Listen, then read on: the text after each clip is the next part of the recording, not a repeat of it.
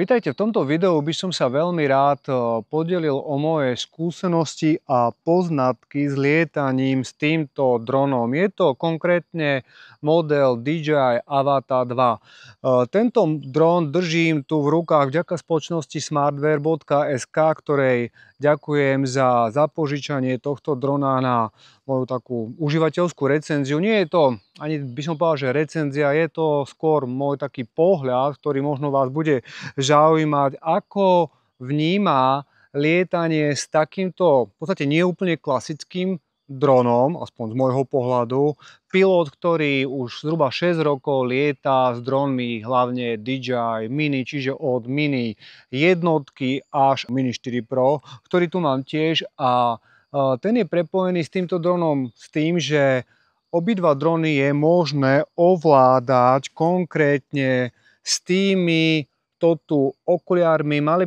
by to byť verzia DJI Google Glass 3. Mám v rukách ešte ďalšie okuliare, s ktorými je možné ovládať DJI Avata 2, ale sú to DJI Integra, ktoré podľa mojich poznatkov a skúseností nie sú kompatibilné alebo plne kompatibilné s dronom DJI Mini 4 Pro. Mám možnosť ešte otestovať alebo testovať Avatu spolu s Motion, myslím, že kontrolérom, s ktorým sa dá Avata ovládať. Stále je to taký pohľad a porovnanie, aké pocity alebo ako sa mi lietalo s Avatou 2 oproti klasickým dronom celou radou Mini, ktorú som prešiel a dajme tomu, že tiež dronom DJI Air 3S, ktorý som tiež nedávno vďaka spoločnosti smartwear.sk mohol testovať. Takže Avata je určite ťažšia ako drony Mini. Myslím, že má niečo cez 300 gramov. Najväčší rozdiel je tu samozrejme v konštrukcii. Tento dron sa veľmi podobá DJI Neo, ktorý je ale oveľa lacnejší, je tam slabší objektív a nie je taký výkonný a tak ďalej, ale konštrukcia je veľmi podobná. Takže DJI Neo a Avata 2 majú spoločného v podstate veľa. DJI Neo sa dá tiež ovládať cez okuliare, ale tomu sa teraz nebudem venovať. Takže spracovanie drónov je klasicky veľmi také, by som povedal, že odolné. Ja som s ním lietal troška, nehavaroval som, takže neviem, koľko vydrží, aký náraz a tak ďalej, ale tým, že ochranné oblúky vrtul prečnievajú možno nejaké, ale je to len kúsok, možno nejaké 2-3 mm pred tým objektívom, ktorý tu je, áno, nejaké komáre ma chcú doštípať, tak je určitým spôsobom zaručená aj ochrana kamery, tak to v podstate nepriamo. Je to primárne ochrana vrtu, ale slúži to zároveň ako ochrana kamery. Gimbal nie je trojosý, je to v podstate len náklon hore a dole a potom je tam elektronická stabilizácia. Veľmi dôležitá vec, ktorú by som hneď na začiatku veľmi rád spomenul a potom za chvíľku prejdeme rovno do letu, nech to vidíte, je to, že teraz som tu v takom lesíku, za mnou je lúka, tie stromy tu sú niekde meter od seba, niekde 5 metrov od seba.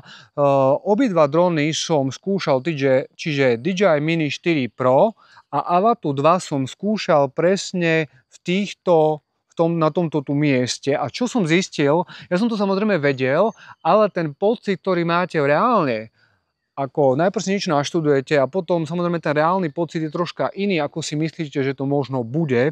Takže DJI Avata 2 má, ak sa nemýlim, uhol záberu v prepočte na full frame 12 mm, môže to byť ešte troška kropnuté, ale je to ultra širokúhly uhol záberu a na DJI Mini 4 Pro, keď nemáte wide predsádku, tak je uhol záberu 24 mm, čo je zásadný rozdiel. V podstate ako keby z DJI Mini 4 Pro som videl polovicu toho, čiže o štvrtinu menej napravo, štvrtinu menej naľavo. V podstate som mal taký stiesnený pocit lietanie tuto medzi stromami a s Avatou, keďže ten teleobjektív nie je širokouhlý, ale ultra širokouhlý, tak to si to slovo jednoducho tu pýta lietať medzi stromami. Ja ho tu za chvíľku naštartujem a potom dávam aj taký záber, aby ste videli z týchto rovnakých miest, ako to vyzerá, keď idete s ultra širokouhlým objektívom, ako kamera, a nie ultra širokouhlým, čiže širokouhlým objektívom. Tým, že je to také širokouhlé, tak ten pocit z toho priestoru máte úplne iný, ako keď ten uhol záberu máte. Ja by som to prirovnal, ako keby som mal širokáč a teleobjektív. Keď som tu lietal z Mini 4 Pro tiež cez okuliare, tak proste som mal taký stiesnený pocit, senzory hneď detekovali strom a v podstate to tu nechcelo ani ako keby veľmi lietať. S Avatou to bol úplne iný pocit. Lietal som samozrejme pomaly, aj možno natočím ešte krátke video, ako lietam. Nie som taký dobrý pilot s týmto typom dronov, ale takých športových dronov, ale jednoducho je to úplne iný zážitok. V otvorenom priestranstve tam už ten rozdiel som tak nepociťoval. Tam to bolo samozrejme, vidíte, viac. Je to cítiť, že ako keby ste boli ďalej od toho objektu, alebo ako keby to bolo väčšie, ale hlavne v tom zúženom priestore v nejakej budove alebo takto v hustom lese to cítiť oveľa výraznejšie. Takže to za mňa by bola taká asi taký najväčší rozdiel, lebo či už dron budete ovládať cez okuliare alebo nejakým iným spôsobom na displeji, to už je nie je taký rozdiel, ako keď ten uhol záberu máte taký iný, máte ultra širokouhlý. Takže toto z môjho pohľadu, to som určite chcel spomenúť na začiatku. Ten dron je, záleží s čím porovnáme, určite nie je tichý, troška tak vyššie položený je ten zvuk. Je výkonný, vie lietať, sa mi zdá, že legislatívne je to obmedzené okolo 60 km za hodinu v šport móde, to som netestoval, lietam v normál móde, samozrejme v nejakom cinema móde, alebo dá sa s tým lietať, dá sa povedať, že krokom. Je tu jedna baterka, ktorá je v tele dosť veľká, zasunutá výrazne. Senzory predné, ja som si to nejako neštudoval, parametre tohto objektívu, tohto drona, len som si naštudoval to, že objektív je 12 mm v prepočte na full frame, malo by tam byť pevná svetelnosť, čiže je to vysokosvetelný objektív 2,8 a čip by mal mať, alebo má veľkosť 1/1,3 palca. To isté, ako mám tu brašný dron DJI Mini 4 Pro, ktorý, neviem, či má ten istý čip, ale tá veľkosť čipu je tam rovnaká, len samozrejme tam je svetelnosť 1,7, tu 2,8, čiže tu potrebujete viacej svetla, tam je menší uhol záberu, tu je väčší uhol záberu, ale nebudem porovnávať tieto drony, lebo to nie je účel tohto môjho videa. Takže lietalo sa mi s ním super. Samozrejme, môžete tam nastaviť niekoľko režimov stabilizácie obrazu, môže byť vypnutá, môže byť horizontálne stabilizovaný objektív, to znamená, že máte ako keby horizont rovno a potom je tam tzv. Myslím, že rocksteady záber, kde vlastne stabilizuje dron objektív a jednoducho to nejako nehádže, čiže ten určite odporúčam mať zapnutý. Ešte jedno také zistenie, keď som lietal v Normal Color, bolo to strašne kontrastné, ten les bol tmavý, proste nebolo to veľmi dobré, takže pokiaľ chcete z tých záberov dostať maximum, tak odporúčam točiť do D-logu, myslím, že M, zapnúť Color Assistant a potom možno jedným korekčným latom to video dať vlastne do toho normál profilu a ten výsledok bude lepší. Takže proste lepšie sa mi lietalo, keď som mal D-log asistentom, D-log M. Samozrejme, ak chcete z toho dostať maximum, tak 4K 60p, dokonca sa tu dá točiť 4K 100p, to som neskúšal. Na také bežné lietanie, pokiaľ to nebudete spomalovať, toto si pýta, dá sa povedať, že rýchlejšie lietanie, tak určite ja odporúčam, ja som to skúšal 4K 30p, keď nespomalujete, a D-log M. Odozva drona perfektná, tu nie je čo riešiť. Nejaká odozva medzi okuliármi, či už DJI Integra alebo DJI Goggles 3, necítil som nejaké opozdenie, strata signálu, nelietal som tak ďaleko, že by som mal stratu signálu. Kontroler vlastne je to do ruky, nie je to klasický páčkový, on má páčku, ale len jednu, štandardne majú dve. Trošičku inak sa s tým lieta, ale mne viacej vyhovala to ovládanie, keď som vlastne rukou, tým pohybom ruky určoval smer, či stúpa, klesá, či ide, letí doprava alebo doľava, alebo keď dáte takto, tak on sa dá sa povedať, že točí do jednej strany, do druhej. Potom je tu taký plyn, viete to samozrejme zapnúť, vypnúť, rec. Je tu ešte nejaké koliesko, to som nepoužíval, návrat domov alebo prerušenie niečoho. A to je tak asi všetko, ešte rec tlačidlo, troška na blbom mieste, aby som ho dal inde, ale to nie je podstatné. Takže ovládač a posledná vec ešte taká, ktorej sa budem venovať pred samotným letom.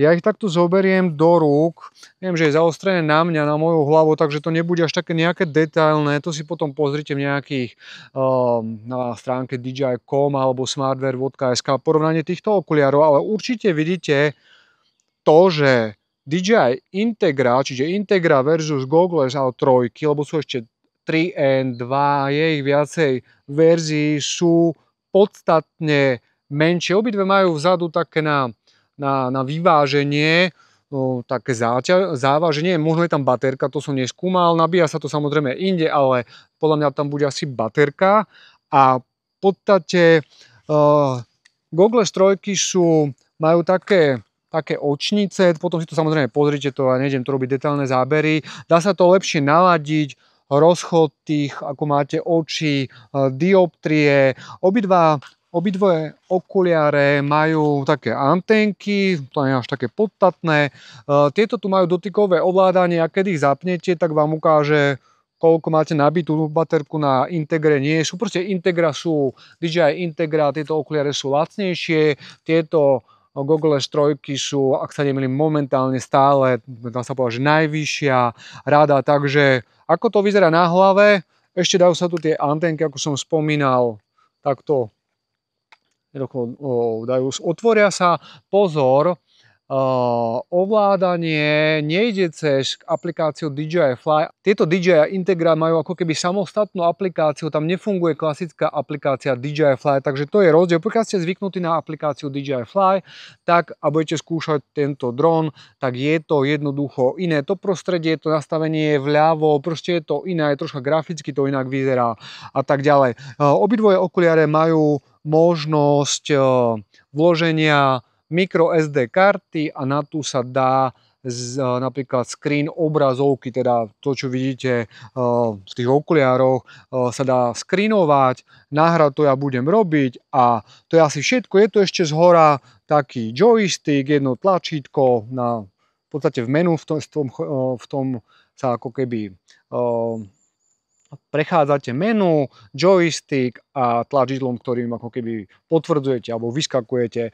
Je možno ešte prepínanie dvojitým klikom, že prepnete to, že zásadný rozdiel okrem veľkosti ešte v týchto okuliároch je, že tieto okuliare majú v podstate vpredu také dve šošovky a keď ich máte na očiach, ťuknete dvakrát a jednoducho zrazu vidíte, síce dosť malý uhol, čakal som, že tam bude lepší uhol, proste vidíte to, čo pred sebou, dokonca sa dá dať obraz v obráce, že vidíte to, čo máte v podstate pred sebou, kde pozeráte a v ľavom hornom rohu vidíte obraz drona, samozrejme, keď je to zapnuté, alebo dá sa samozrejme vidíte len obraz z drona, takže DJI Goggles 3 sú samozrejme, majú aj lepšie, myslím, že lepšie asi displej, rozlíšenie, myslím, že Full HD. Ja som si naštudoval samozrejme parametre týchto okuliarov, hlavne ma zaujímali Goggles 3.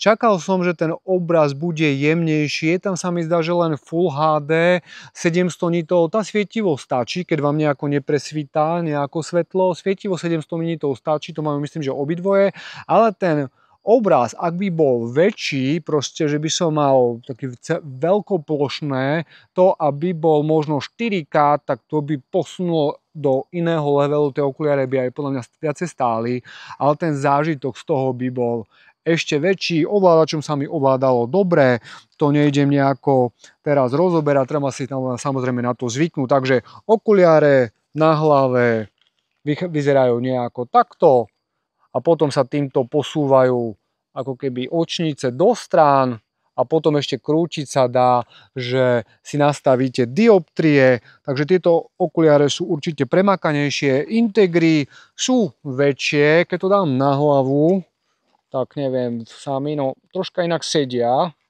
Je to také, je to také jednoduchšie, tu majú len v podstate vidno ako na tú obrazovku, tak ako keby doslova, že okuliare tu boli, nie je tu žiadne posúvanie dioptrií, nastavenie. Je to také v podstate to spracovanie jednoduchšie. Obidvoje okuliare, ak sa nemýlim, majú aktívne chladenie, aby sa to nejako nerozsilo, čiže je možné ho aj zapnúť trvalo alebo automaticky, že proste ono to prefúkuje ten vzduch, aby aj to chladí, respektíve aby sa to nejako nerozsilo. Mne sa to nestalo. Sice je tu dneska teplo, ale nemal som s tým nejako žiadny problém. Takže určite by som si vybral v podstate kvôli viacerých dôvodov, aj hlavne kvôli nastaveniu tých dioptrií, možno pre tých, čo nosia okuliare, tak tieto priplatte si a kúpte si radšej Googleverse 3 ako Integry. Ak chcete niečo lacnejšie, tak samozrejme môžete ušetriť a tie Integry sú fajn. Takže to bolo za mňa všetko. Výdrž na baterku nemám nejako presne otestovanú, ale možno rádovo, fakt som si to nenaštudoval, ja som lietal, som ten čas nejako nepočítal, ale nebolo to nejako veľmi dlho, možno 20 minút, ale vravím, že tento údaj nemám overený. Ma to až tak nezaujímalo, že ako dlho vydrží dron vo vzduchu, určite nečakajte nejakých 40-50 minút, na to môžeme rovno zabudnúť, takže to je tak asi všetko. Takže dron je pripravený, zapnem ešte ovládač. Dobre, ovládač je pripravený, dron. Dobre, ten je pripravený. A posledné, ak sa nemýlim, v aplikácii sa dá nastaviť samozrejme kvalita fotografií z Avaty sa nedá dostať RAW. Nenašiel som to tam, proste len JPG, ten D-Log tam je a normal color, nie je tam sa mi zdá HLG, ale to nie je až také dôležité. A tá kvalita fotografií je taká slabšia, by som povedal, ale tento dron nie je určený na fotenie, to je len tak úplne doplnkové. Kvalita videa, ale teda čo som spomínal, 4K, tých 50-65 hlavne v tom D-Logu M, to je už troška iná káva, tam som čakal, že troška to bude horšie a nakoniec to vyzerá lepšie, čo je dobrá správa. Dal som si antenky, teraz počkám, kým sa to všetko nakopne a dron sa... Čiže takto sa to nejako ovláda, teda musím dávať pozor na foťák, aby som si nerozbil foťák. No, čiže idem teraz, mali by ste vidieť mňa a záber z drona celkom je hlučný. A teraz aspoň vidíte, ja sa tu trošku na mieste otočím, ako to tu vyzerá. Čiže do jednej strany.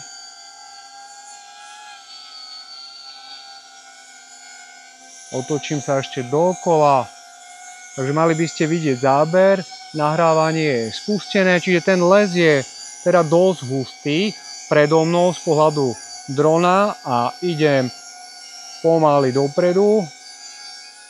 Teraz mám normál mód, teraz naschvál idem tak pomalšie, aby ste aj videli, že ako to vyzerá. Troška stúpam a budem sa len točiť. Ja tento istý záber urobím potom, alebo vám dám prestrih aj z DJI Mini 4 Pro a ten rozdiel v uhle záberu je naozaj výrazný, takže takto viem pozerať samozrejme kamerou hore, dole, v podstate takto do strán to nejde, to už len keď sa napríklad točím, ale keď robím toto, tak idem hore, dole a keď chcem ísť ale doprava, doľava, tak musím troška dať ako keby plyn a idem. Ten uhol záberu, vidno, on ten objektív je ultra širokouhlý a teraz by ste mali vidieť to, že ako je to ohnuté, ten strom vpravo a vľavo je kvôli uhlu záberu a ten objektív vlastne má súdkovité skreslenie, tak je to výrazne súdkovité skreslenie, ale pri tomto type drona a takomto tu lietaní za mňa to nie je problém. Myslím, že sa dá tam ešte nastaviť, že či je uhol záberu wide a tak ďalej, ale ja mám teraz, myslím, že norma alebo wide a 3D zobrazenie. Také zhrnutie, je to v podstate iné lietanie ako s klasickými mini drónmi, ale nakoľko tieto okuliare Goggles 3 viem použiť zároveň s Mini 4 Pro, tak ten zážitok z letu môže byť ako keby ten istý. Neviem, neskúšal som Mini 4 Pro používa s týmto ovládačom. Asi by to fungovalo, ak je to kompatibilne rovnaké. S RC2 samozrejme som viacej zvyknutý, ale najväčší rozdiel je, keď zoberieme, že obidva ovládam s okuliarmi, tak je ten uhol záberu. Samozrejme nepočítam hluk, dobu letu a tak ďalej. Ten výstup fota, to nejdem porovnávať, len čo robí. Samozrejme ten rozdiel najväčší je podľa mňa ten uhol záberu, ak by som mal vybrať jednu vec pri rovnakom ovládaní. Takže za mňa toto bol dron DJI Avata 2.